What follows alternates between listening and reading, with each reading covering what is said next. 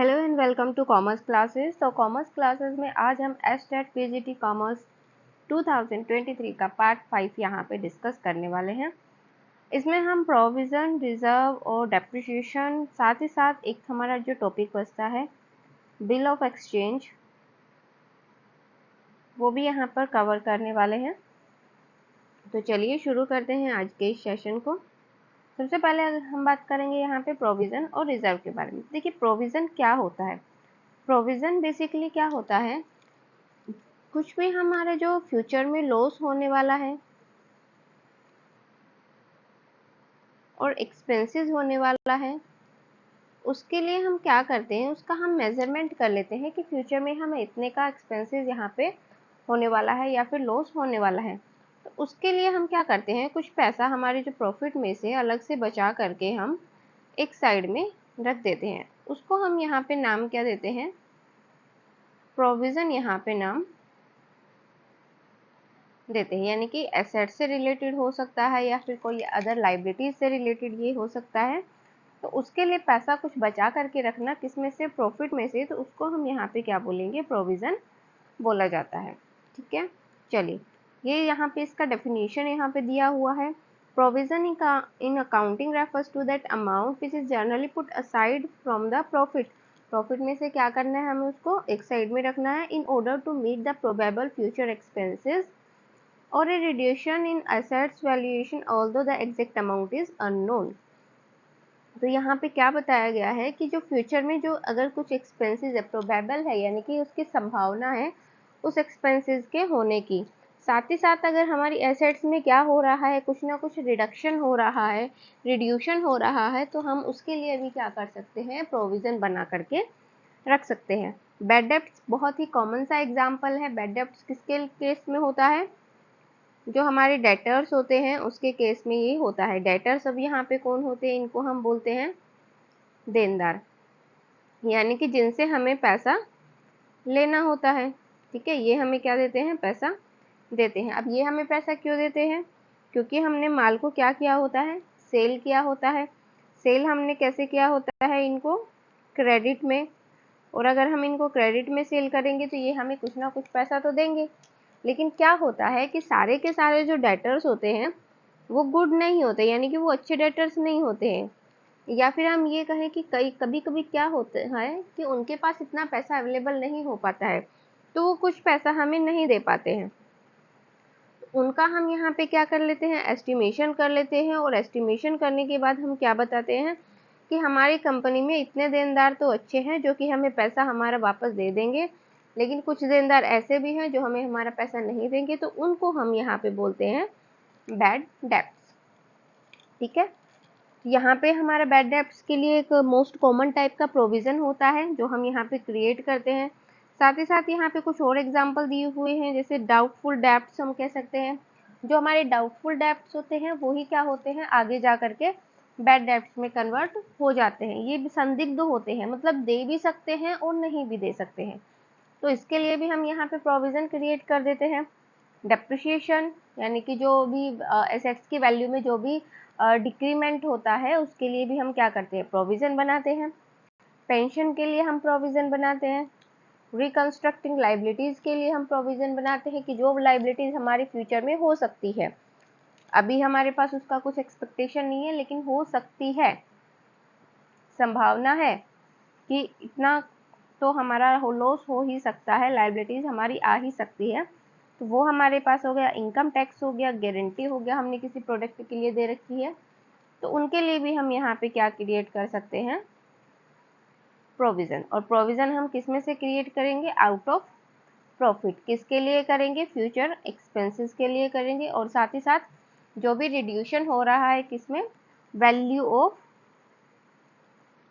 Of assets, हमारी जो assets की वैल्यू है उसमें जो भी रिड्यूशन हो रहा है उसके लिए हम यहाँ पे क्या बनाते हैं, प्रोविज़न को बनाते हैं। क्लियर हो गया ये पॉइंट। चलिए नेक्स्ट हमारे पास आता है रिक्वायरमेंट। यहाँ पे क्या आई प्रोविज़न बनाने की। देखिए रिक्वायरमेंट में आपको एक चीज़ याद रखनी है, हमने आपको अकाउंटिंग प्रिंसिपल पढ़ाए थे। अकाउंटिंग प्रिंसिपल में एक वहाँ पे था कन्वेंशन था, कन्वेंशन ऑफ प्रूडेंस हम इसको बोल सकते हैं,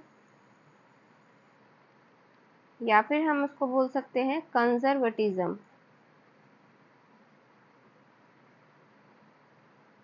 जिसको हम हिंदी में बोलते हैं रूढ़िवादिता की अवधारणा।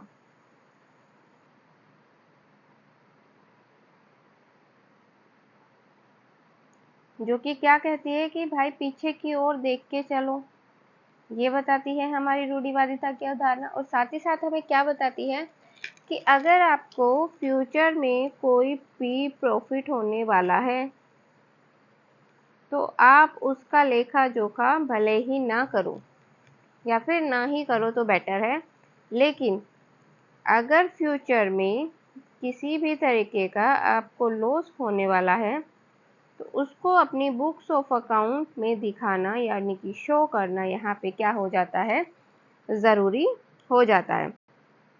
ये कौन कहता है, आपका रूढ़िवादिता की अवधारणा यानी कि कन्वेंशन ऑफ कंजर्वेटिज्म यहाँ पे कहती है।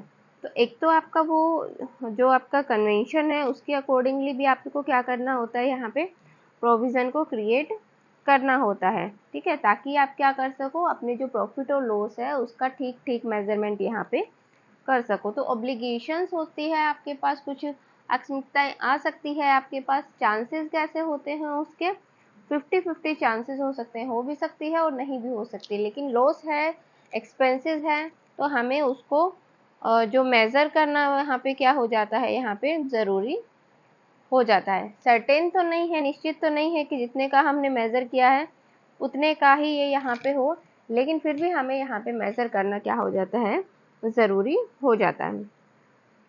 अगर हम नहीं करेंगे तो क्या होगा, हमारी जो फाइनेंशियल पोजीशन है बिजनेस की वो अच्छे से यहाँ पे शो नहीं हो पाएगी। नेक्स्ट अगर हम बात करें रिजर्व की, अब देखिए रिजर्व क्या होते हैं, जो हमारा प्रोविज़न था वो भी हम किस में से बनाते हैं, आउट ऑफ प्रॉफिट में से बनाते हैं। रिजर्व भी हम किस में से बनाएंगे, आउट ऑफ प्रॉफिट में से ही यहाँ पे क्रिएट करेंगे। बट रिजर्व में हम क्या करते हैं, जितने भी हमारे जो सारे के सारे एक्सपेंसेस वगैरह होते हैं उन सबको पे करने के बाद, यानी कि हम ये कहें कि हमारे जो प्रोविजंस होते हैं उनको भी बनाने के बाद हम क्या करते हैं, कुछ अमाउंट को जो रिजर्व है उसमें ट्रांसफ़र कर देते हैं। क्यों ट्रांसफ़र करते हैं, क्योंकि फ्यूचर के जो अनएक्सपेक्टेड या फिर एक्सपेक्टेड हमारे जो सेटलमेंट होते हैं, कुछ हमारा अगर हमें अपने बिजनेस का क्या करना हो, एक्सपेंशन करना हो,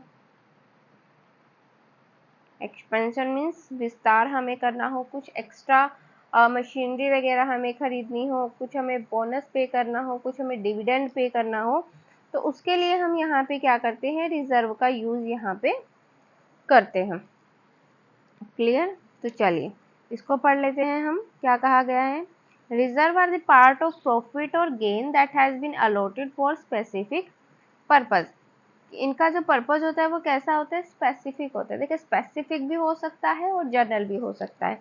कुछ जो स्पेसिफिक पर्पज़ के होते हैं, जैसे कि हमने कह दिया कि हमने एक रिजर्व बना दिया जिसको हम बोल रहे हैं डिबेंचर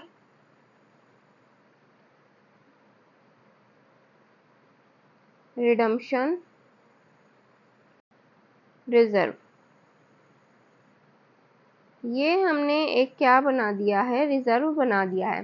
तो अब इस रिजर्व का यूज़ हम सिर्फ और सिर्फ किस लिए करेंगे, डिबेंचर को रिडीम करने के लिए ही हम इस जो रिजर्व है इसका यूज़ करेंगे। लेकिन अगर हम बात करें कि हमने एक बना दिया है, हमने एक जर्नल रिजर्व बना दिया, तो इस रिजर्व का यूज़ आप किसी भी पर्पज़ के लिए कर सकते हो। अगर आपका डिबेंचर रिडीम करना है तो आप उसके लिए भी कर सकते हो, साथ ही साथ अगर आपको डिविडेंड देना है तो भी आप उसके लिए कर सकते हो, अगर आपको एक्सपेंशन करना है तो उसके लिए भी आप इसका यूज़ कर सकते हो। तो जनरल पर्पज़ यानी कि उसका नाम ही सामान्य है, तो उसका यूज़ आप किसी भी तरीके से सामान्य तरीके से आप कर सकते हो। लेकिन जो स्पेशल पर्पज़ होंगे उनका आप यूज़ किसके लिए करोगे, स्पेशल पर्पज़ के लिए ही यूज़ यहाँ पे करते हैं, ठीक है। आगे यहाँ पे क्या बताया गया है, reserve are usually setup to buy fix assets. किसके लिए होते हैं ये, फिक्स असेट्स परचेज कर सकते हो आप इससे। पे बोनस, बोनस आप पे कर सकते हो। एक्सपेक्टेड लीगल सेटलमेंट, अगर कुछ भी ऐसा कंपनी के अगेंस्ट केस चल रहा है तो उस लीगल सेटलमेंट के लिए भी आप इसका यूज़ कर सकते हो। रिपेयर मेंटेनेंस के लिए कर सकते हो। और आपके जो भी डेप्ट होते हैं, डेट आप उनको पे करने के लिए, यानी कि जिनको हम ऋण बोलते हैं, उनको पे करने के लिए भी आप इसका यूज़ कर सकते हो। आगे क्या कहा गया है, when an enterprise earn a profit during the end of year, a certain part is retained in trading concern to meet future exigencies, growth outlook। ये वही बातें बताई गई है कि हम क्या करते हैं, जब भी कंपनी को क्या होता है, प्रॉफिट होता है, तो कुछ पार्ट किसका, प्रॉफिट का कुछ पार्ट, यानी कि after the payment of all the expenses. ऐसा नहीं है कि प्रॉफिट में से पहले तो रिजर्व बनाया और फिर आप एक्सपेंसेस को मीट करें, बिल्कुल नहीं। पहले आप क्या करोगे, प्रॉफिट में से जितने भी आपके जो एक्सपेंसेस हैं उनको आप पे करोगे। देन आपकी जो प्रोविजंस आपने बनाए हैं उनको आप पे करोगे। और भी अदर जो भी आपको इम्पोर्टेंट है, जो भी पहले आते हैं, उन सब की पेमेंट करने के बाद ही आप अमाउंट को क्या करोगे, रिजर्व में ट्रांसफ़र करोगे। ठीक है, तो ये यहाँ पे चीज़ बताई हुई है कि फिर उसके बाद क्या किया जाता है, अमाउंट को एक साइड में लिख दिया जाता है, जिसको क्या बोला जाता है, रिजर्व यहाँ पे बोला जाता है। यहाँ पे क्या बताया गया, they assist in securing the financial situation. अच्छा, जिसके पास जितने ज़्यादा जो रिजर्व होते हैं, जिस कंपनी के पास, उसकी फाइनेंशियल पोजीशन कैसी बताई जाती है, उतनी ही ज़्यादा अच्छी यहाँ पे बताई जाती है। ऐसा क्यों बताया जाता है, देखिए आपके पास क्या है, शेयर कैपिटल है,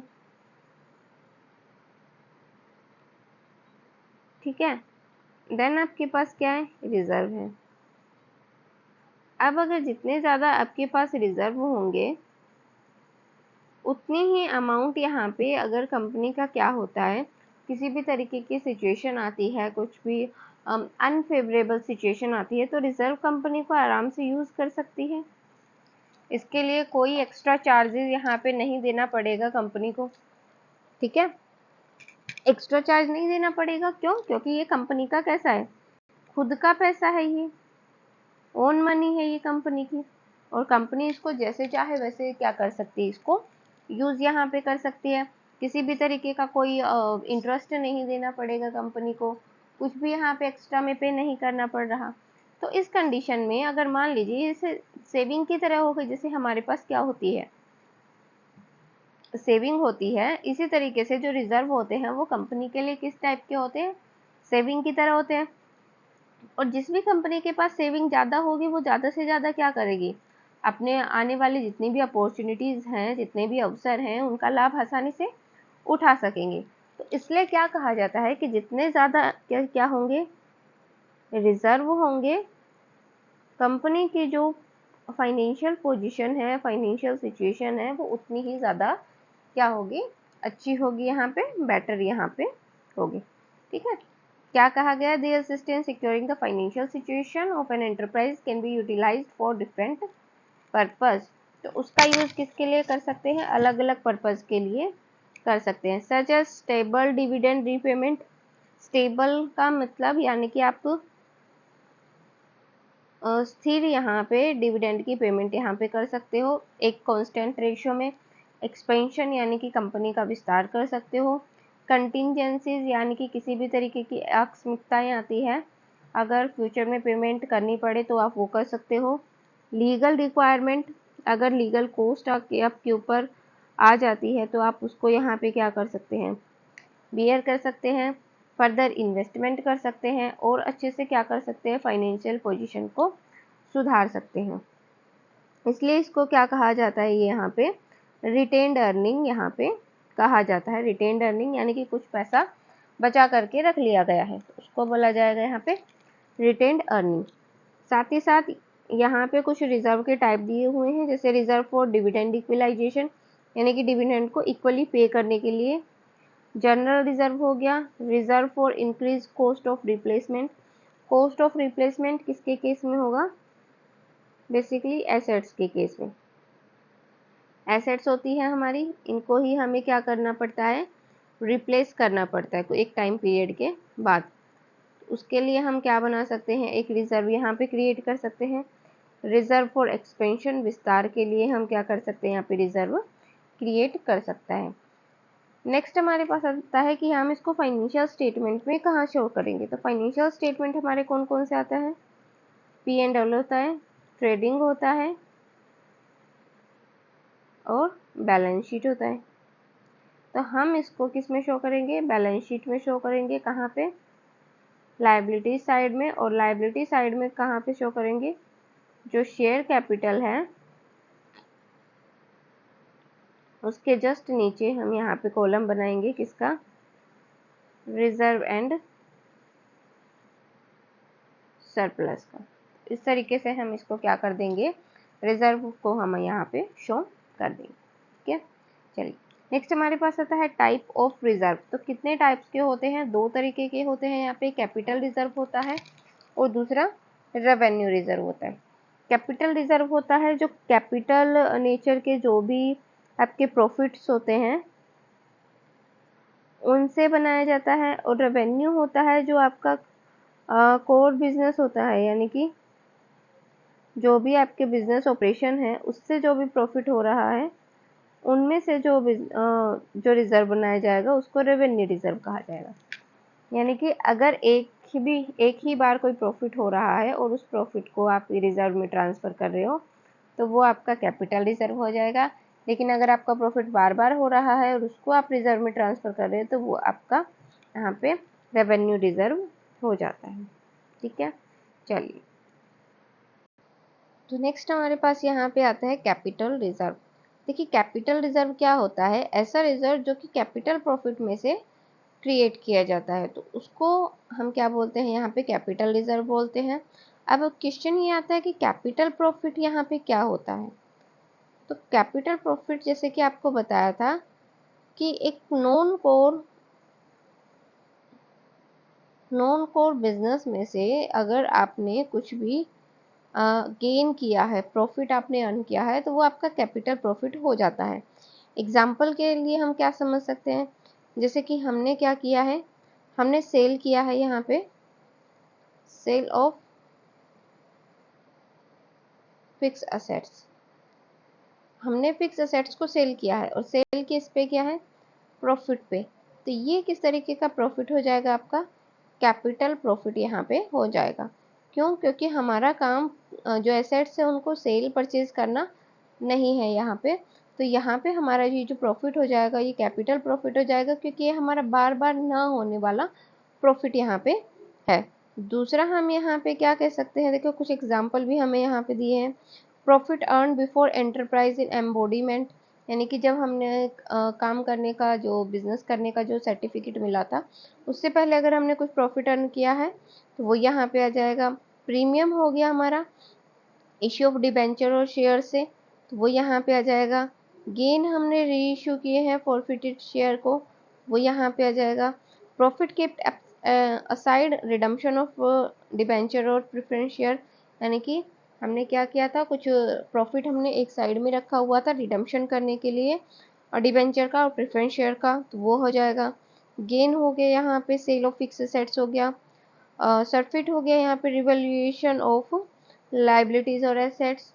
उसके बाद कैपिटल रिडम्पशन रिजर्व यहाँ पे हो गया। तो ये सारे कैसे होते हैं, इनसे जो भी हमें प्रॉफिट होता है वो किससे होता है, कैपिटल नेचर का होता है और उसको हम कैपिटल रिजर्व में ट्रांसफर यहाँ पे कर देते हैं। ठीक है, चलिए नेक्स्ट हमारे पास आता है रेवेन्यू रिजर्व। रेवेन्यू रिजर्व होता है जो कि हमारे जो कोर एक्टिविटीज होती है। अब कोर एक्टिविटीज में हमारे पास क्या इंक्लूडेड हो जाता है, जैसे कि हमने किया सेल, तो ये हमारी कोर एक्टिविटीज है। इससे अगर हमें कुछ प्रॉफिट हो रहा है तो उससे हम क्या बना सकते हैं, रेवेन्यू रिजर्व को यहाँ पे क्रिएट कर सकते हैं। ठीक है, चलिए इसके बारे में हमें क्या बताया हुआ है, revenue reserve are established out of gains acquired from operation of an enterprises, यानी कि जो हमारा एंटरप्राइजेज है उसके ऑपरेशन से हमें कुछ प्रॉफिट हो रहा है तो हम उसको किस में इंक्लूड करेंगे, यहाँ पे रेवेन्यू रिजर्व में इंक्लूड करेंगे। रिजर्व आर शोन इन, वही है कि आपको रिजर्व और सरप्लस में ये शो किया जाएगा और कैपिटल के नीचे लायबिलिटी साइड में बैलेंस शीट में शो किया जाएगा। किसके लिए हम इसको यूज करते हैं? Dividend to shareholders, expansion करने के लिए हम यहाँ पे यूज कर सकते हैं, और डिविडेंड रेट को बैलेंस करने के लिए, इक्वल करने के लिए हम इसका यूज कर सकते हैं। तो कैपिटल रिजर्व हो गया, कैपिटल प्रॉफिट से बनेगा। रेवेन्यू रिजर्व नॉर्मल प्रॉफिट से हम यहाँ पे क्रिएट कर लेते हैं। क्लियर? चलिए नेक्स्ट हमारे पास यहाँ पे आता है डेप्रिशिएशन। डेप्रिशिएशन को हम क्या बोलते हैं? ह्रास यहाँ पे बोलते हैं कि जब हम एसेट्स का क्या करते हैं, कंटिन्यूअस यूज करते हैं, तो यूज करने के कारण एसेट्स की जो वैल्यू होती है उसमें क्या होती है? गिरावट आती है। गिरावट और किस तरीके से आ सकती है? मान लीजिए आपकी जो एसेट्स है वो ऑब्सोलेट हो गई है, अप्रचलित हो गई है, उसके कारण भी उसकी वैल्यू में क्या आ सकती है? गिरावट आ सकती है। जैसे कि एग्जांपल हम ले सकते हैं, पहले हम क्या यूज करते थे? टाइपराइटर हम यूज करते थे। अभी हम क्या यूज कर रहे हैं? कंप्यूटर यूज कर रहे हैं। तो टाइपराइटर यहाँ पे क्या हो गया? ऑब्सोलेट हो गया। अगर हम परचेज करने जाएंगे तो उतना ज़्यादा कॉस्ट हमें नहीं पड़ेगा। नेक्स्ट अगर हम बात करें कंप्यूटर में ही, मान के चले हम कि कंप्यूटर पहले कैसा आता था, जैसे बड़े बड़े कंप्यूटर आते थे, उनका जो मॉनिटर होता था वो काफ़ी बड़ा होता था, बिल्कुल टीवी के साइज का होता था। आजकल बिल्कुल एकदम LCD टाइप में आता है, ये लैपटॉप हो गए। तो उससे भी क्या हुआ, अगर हम कंटिन्यूअसली हमारे जो सिस्टम है, ये जो हमारी मशीनरी है, उनको चेंज नहीं करेंगे तो वो भी क्या हो जाएंगी? उनकी भी वैल्यू कैसी हो जाएगी? डिक्रीज हो जाएगी। ठीक है? तो उस वैल्यू को, डिक्रीज वैल्यू को मेंटेन रखने के लिए, या फिर आप ये कह सकते हो कि उस वैल्यू से, मतलब आपको एक टाइम के बाद क्या करना पड़ेगा? उस एसेट्स को जो आपने पहले परचेज की थी उसको आपको रिप्लेस करना पड़ेगा। अब रिप्लेस करने के लिए क्या चाहिए आपको? पैसा चाहिए। अब वो पैसा आपको कहाँ से मिलेगा? तो उसके लिए आप एक डेप्रिशिएशन क्या बनाते हो? डेप्रिशिएशन का प्रोविज़न बनाते हो, या फिर प्रोविज़न फॉर डेप्रिशिएशन बनाते हो। तो उसमें क्या करते हो आप? हर साल कुछ ना कुछ अमाउंट वहाँ पे कलेक्ट करते रहते हो, ताकि जब भी वो मशीनरी या फिर जो भी असेट्स है वो ऑब्सोलेट हो, उसका जो वैल्यू है वो कम हो, तो आप उससे क्या कर सको? एक न्यू मशीनरी वहाँ पे परचेज कर सको। ठीक है? न्यू मशीनरी परचेज करने के पर्पज से आप क्या बनाते हो? एक डेप्रिसिएशन फंड यहाँ पे क्रिएट करते हो। इतना क्लियर है? चलिए इसकी डेफिनेशन हम यहाँ पे देख लेते हैं। The value of assets get depleted due to constant use. Constant हम उसका यूज कर रहे हैं तो उसकी वैल्यू यहाँ पे क्या हो रही है? कम हो रही है। यूज हम किसके लिए कर रहे हैं? बिजनेस पर्पज के लिए। अपने पर्पज के लिए हमें उसका यूज नहीं करना है। Companies depreciate to account for this value throughout the useful life of the assets। तो कंपनी क्या करती है? जो भी उसकी यूजफुल लाइफ होती है, मान लीजिए 10 साल वो चलेगी, कोई मशीनरी है वो 10 साल चलेगी, तो 10 साल तक उस पर क्या लगाएगी? डेप्रिशिएशन लगाएगी, और उसका अमाउंट क्या करती रहेगी? कलेक्ट करती वो रहेगी। ठीक है? चलिए नेक्स्ट हमें क्या कहा है? It is a fix cost which for the company and the amount depreciated can be purchase for new machinery. ठीक है? किसके लिए यूज़ करना है? हमें न्यू मशीनरी को परचेज करने के लिए यहाँ पे यूज़ करना है। After the old one turn into scrap. जब, कब करना है? जब जो आपकी पुरानी वाली मशीनरी है वो स्क्रैप में चेंज हो जाए, यानी कि बिल्कुल ही ख़राब हो जाए, बिल्कुल ही मतलब उसकी वैल्यू बिल्कुल ही नील हो जाए, कम बच जाए, तब ही आपको क्या करनी है? न्यू मशीनरी परचेज करने के लिए जो डेप्रिसिएशन की अमाउंट है वो आपको यहाँ पे यूज करना है। Also it is seen as the business expansion despite being a non cash expenses. और ये बिजनेस के लिए कैसा एक्सपेंसेस होता है? नॉन कैश एक्सपेंसेस होता है। अब नॉन कैश एक्सपेंसेस क्या होता है उसको भी समझ लेते हैं। देखिए कुछ एक्सपेंसेस ऐसे होते हैं जो आपको कैश में पे करने पड़ते हैं दूसरे लोगों को। ठीक है? और कुछ एक्सपेंसेस ऐसे होते हैं जो कैश में आपको दूसरे लोगों को पे नहीं करने पड़ते। तो जो नहीं करने पड़ते वो होते हैं आपके नॉन कैश आइटम। अब डेप्रिशिएशन है, आपकी असेट्स है, आप उस पर डेप्रिशिएशन चार्ज कर रहे हो, तो आपको किसी और को पे करने की यहाँ पे ज़रूरत ही नहीं है। आपने क्या कर दिया, सिर्फ एक फंड बना दिया और उसमें आप क्या करते हो, उस पैसे को ट्रांसफर करते रहते हो, यानी कि आपने उसकी एंट्री करते रहते हो कि इतना रुपए का आपने क्या कर दिया है, डेप्रिसिएशन फंड बना दिया है। ठीक है, तो इस तरीके से ये हमारा कैसा आइटम हो गया, एक नॉन कैश आउट आइटम हो गया, जिससे पैसा बिजनेस से बाहर नहीं जा रहा है, लेकिन इसका प्रोविजन यहाँ पे क्रिएट हो रहा है। नेक्स्ट यहाँ पे कुछ एक्सप्लेनेशन दिया हुआ है कि डेप्रिसिएशन कैसा होता है। नो कैश आउटफ्लो, आउटफ्लो नहीं होता है, बिल्कुल जो पैसा है वो कंपनी में ही रहता है। Instead while accounting this expenses transfer to accumulated depreciation. Accumulated यानी कि एकत्रित या फिर संग्रहित हम बोल सकते हैं उसको, डेप्रिसिएशन में इसको ट्रांसफर कर देते हैं। It is essential part of accounting, important part होता है। Facilitate company to record the real time book value, यानी कि जो एसेट्स है उसकी real time book value show करने के ये काम आता है। रियल टाइम कैसे, कि एक साल के बाद जो एसेट्स है उसकी वैल्यू क्या है, दूसरे साल के बाद क्या है, तीसरे साल के बाद क्या है, तो इस तरीके से जो रियल वैल्यू है वो हम यहाँ पे शो कर पाते हैं। कौन सी एसेट्स की, टेंजिबल एसेट्स की। कभी भी इंटेंजिबल एसेट्स पे हमें डेप्रिसिएशन नहीं लगाना है। टेंजिबल जिनको हम क्या कर सकते हैं, टच कर सकते हैं और सी कर सकते हैं, जैसे कि हो गया हमारी मशीनरी हो गई हमारी, उसके बाद हमारा क्या हो गया, फर्नीचर हो गया। तो ये इस टाइप के आइटम हमारे कैसे आइटम होते हैं। हमारी बिल्डिंग हो गई, बिल्डिंग पे तो बिल्डिंग पे भी हम लगा सकते हैं, तो ये भी हमारी क्या हो गई, डेप्रिशिएट हम इसको कर सकते हैं। अब इंटेंजिबल कौन सी होती है, जैसे कि हमारी हो गई गुडविल, यहाँ पे हो गई पेटेंट हो गया, कॉपीराइट हो गया। ठीक है, ये आपकी कैसे हो गई, नॉन जो इंटेंजिबल आइटम यहाँ पे हो गए हैं, जिनको हम टच और सी नहीं कर सकते हैं, देख और छू नहीं सकते हैं, तो इन पे हमें डेप्रिसिएशन यहाँ पे चार्ज नहीं करना है।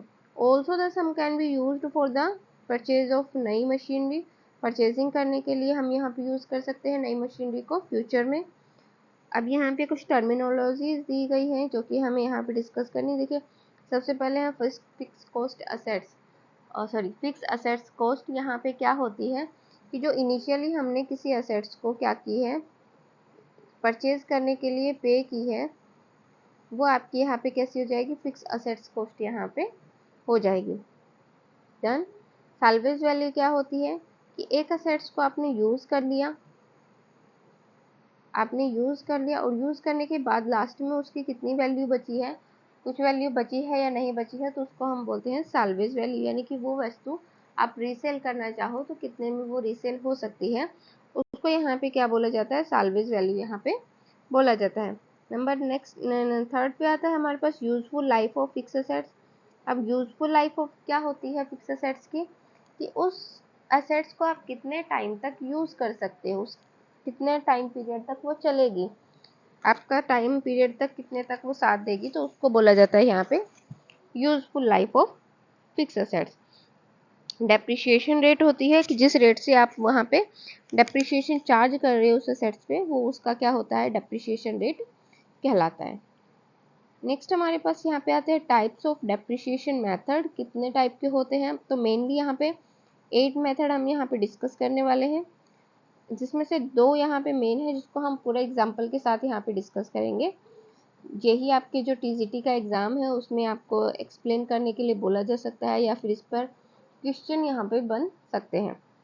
चलिए, सबसे पहले आता है हमारे पास स्ट्रेट लाइन मेथड, उसके बाद आता है written down value method, then annuity method, depreciation fund method, insurance policy method, next आता है रिवैल्यूएशन मेथड, उसके बाद आता है यहाँ पे डिप्लीशन मेथड, नेक्स्ट है मशीन आवर रेट मेथड। तो ये आपके 8 मेथड है, जिसमें से यूजुअली हम यूज़ किसको करते हैं, यहाँ पे इन 2 मेथड को ही ज़्यादा प्रेफरेंस देते हैं, ज़्यादा यूज़ करते हैं।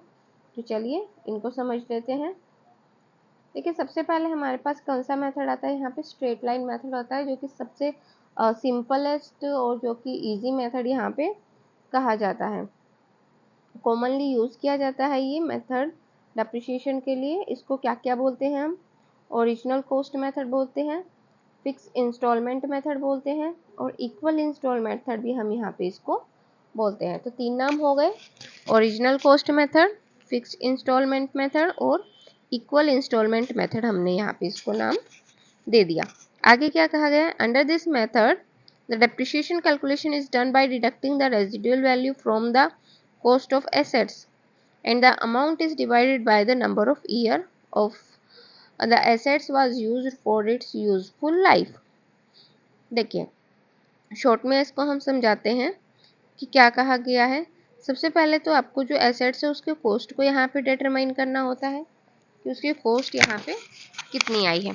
कॉस्ट को डिटरमाइन करने के बाद क्या करेंगे, हम उसकी साल्वेज वैल्यू या फिर उसकी जो रेजिड्यूल वैल्यू है उसको इसमें से माइनस कर देंगे। साल्वेज वैल्यू क्या होती है, ऐसी वैल्यू जो उसका यूज़ करने के बाद, जैसे आपने उस मशीन को 5 साल यूज़ किया, 5 साल उसकी वैलिडिटी थी, 5 साल आपने यूज़ किया, 5 साल यूज़ करने के बाद अब वो मशीनरी कितने में बिक सकती है, तो उसको आप यहाँ पे क्या बोलोगे, साल्वेज वैल्यू यहाँ पे बोला जा सकता है। तो एस्टिमेटेड लाइफ यहाँ पे क्या हो जाएगी, जितने साल मशीनरी चलती है वो उसकी एस्टिमेटेड लाइफ यहाँ पे हो जाएगी, जिसका आपने एस्टिमेट लगाया कि 5 साल ये चलेगी, तो वो यहाँ पे क्या हो गया, एस्टिमेटेड लाइफ यहाँ पे हो जाती है। आगे क्या कहा गया है, ये इसका क्या हो गया, स्ट्रेट लाइन से इसका फॉर्मूला हो गया। The same amount of depreciation is charged every year on the original cost of assets. Main चीज यहाँ पे क्या याद रखनी है, सेम अमाउंट। अगर फर्स्ट ईयर अमाउंट कितना आया, 8000 आया है, तो हम क्या करेंगे, हर साल उस पर 8000 का ही यहाँ पे डेप्रिसिएशन चार्ज करेंगे। मंथ्स को आपको कंसीडर ज़रूर करना है कि मान लीजिए पहले साल आपने इसको 9 महीने के लिए निकाला था, नेक्स्ट ईयर आप किसको पूरे 12 मंथ्स के लिए ही कैलकुलेट करोगे। ठीक है, उसके बाद क्या कहा गया है, amount of depreciation is charge to profit and loss account every year. Profit and loss account से हर साल इसको हमें क्या करना है, चार्ज करना है। जैसे प्रोविजन में हमने आपको बताया था कि प्रोविजन को आप किस में से चार्ज करोगे, P&L में से चार्ज करोगे, ठीक इसी तरीके से जो डेप्रिसिएशन है उसको भी आप किस में से चार्ज करोगे, यहाँ पे प्रॉफिट एंड लॉस में से चार्ज यहाँ पे करते हो।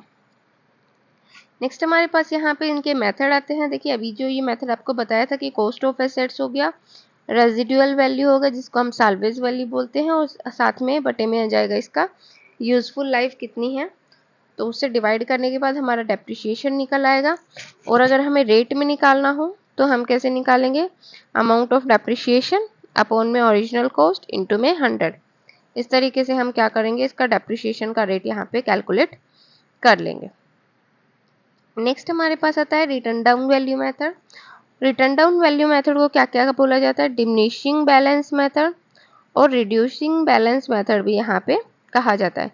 थोड़ा सा कॉम्प्लिकेटेड होता है स्ट्रेट लाइन मेथड से, बाकी ये बहुत अच्छा मेथड होता है। इससे जो कंपैरिजन करना है वो बहुत इजी हो जाता है।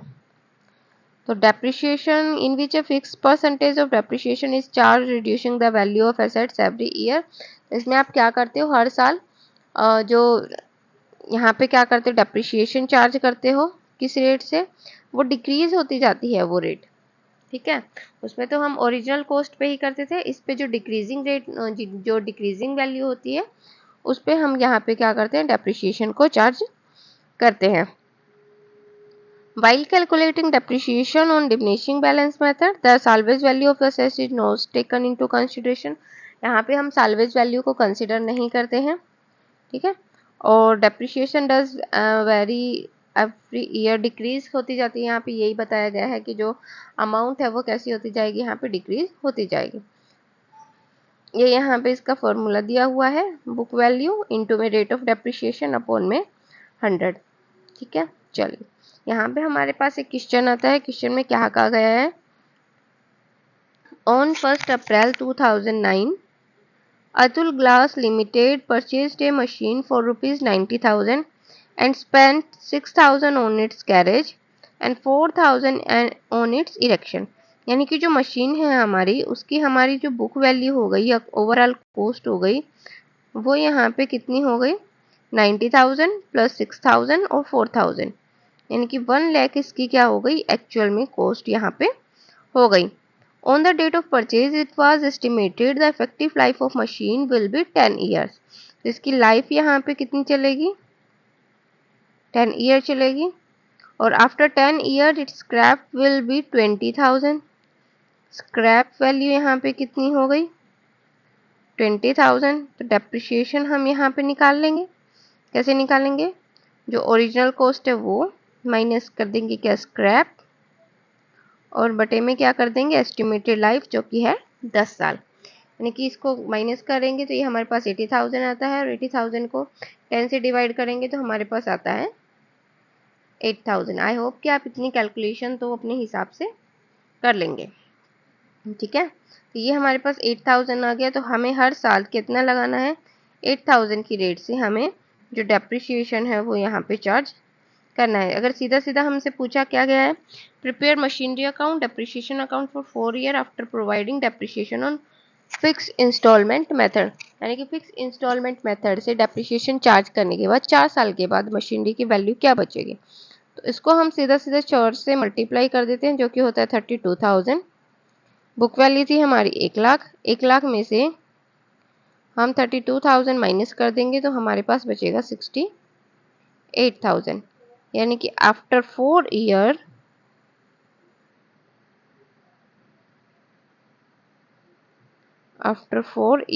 जो हमारी वैल्यू बचेगी वो कितनी बचेगी 68,000 की हमारी मशीनरी की वैल्यू बचेगी। किस मेथड से, फिक्स्ड इंस्टॉलमेंट मेथड से।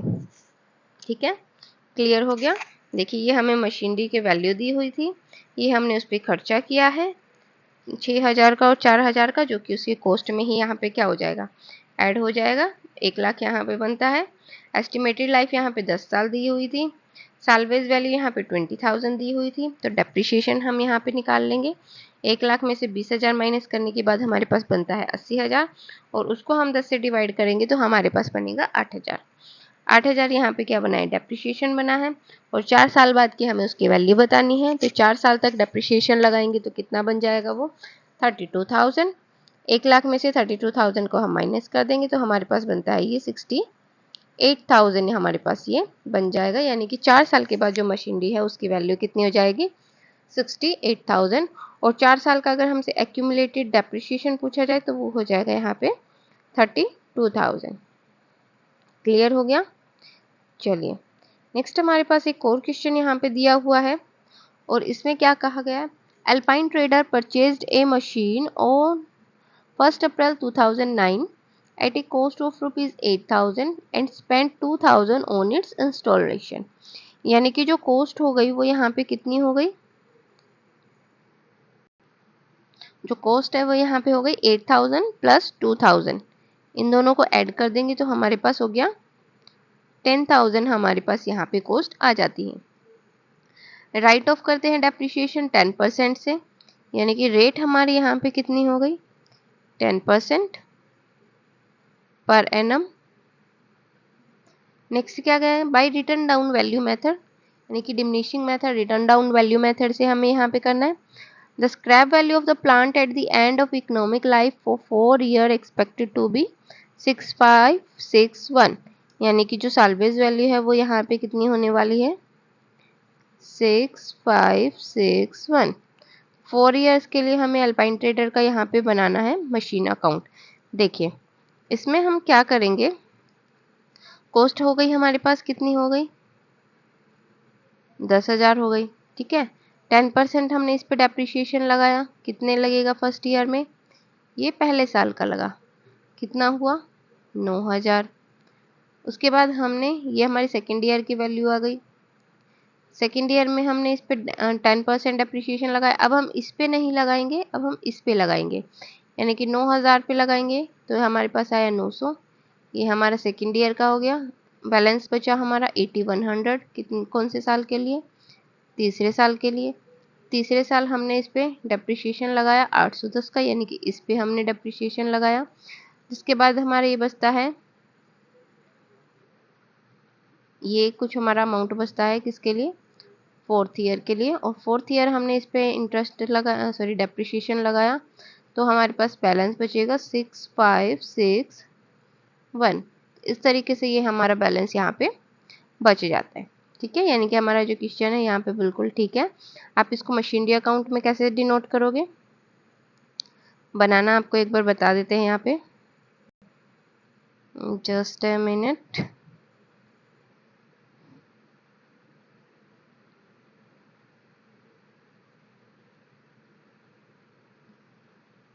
देखिए ये हमारा हो जाएगा क्या, क्रेडिट साइड, और ये हो जाएगा हमारा डेबिट साइड। ठीक है, अब मशीनरी है, मशीनरी का जो बैलेंस है वो कैसा होता है, डेबिट बैलेंस होता है। तो यहाँ पे हम क्या कर देंगे, टू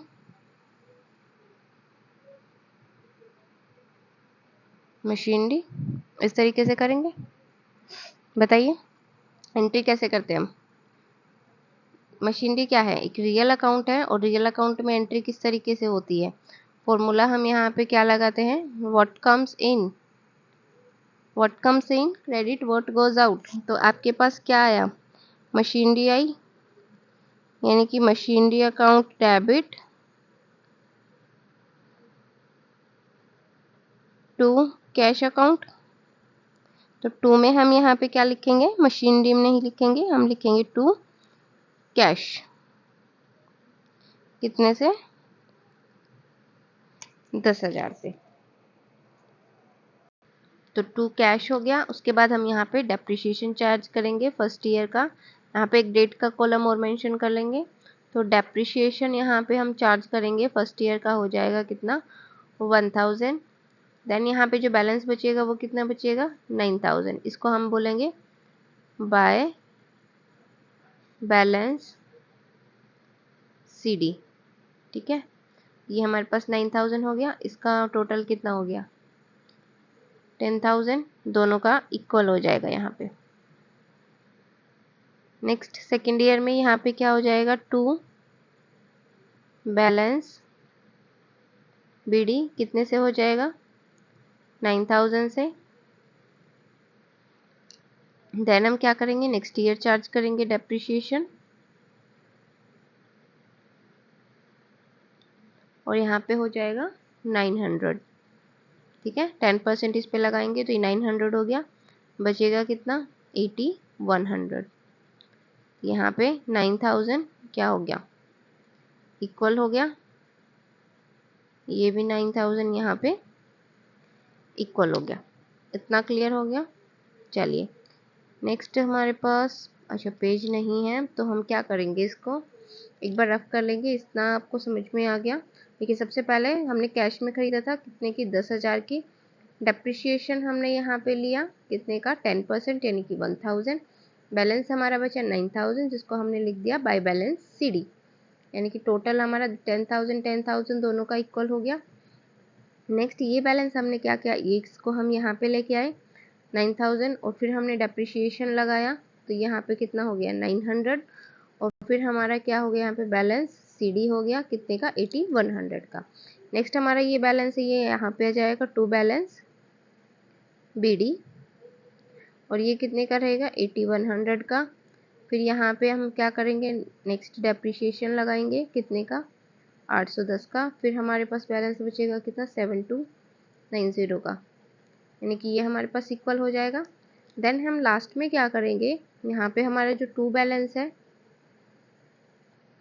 वो आ जाएगा 7290 का, और उसके बाद हमारा जो डेप्रिसिएशन है वो 729 हो जाएगा, और वैल्यू कितनी बचाएगी, 6561। इसको रफ कर देते हैं एक बार, रुको।